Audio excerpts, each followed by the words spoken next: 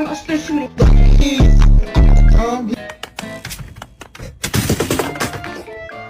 guys see?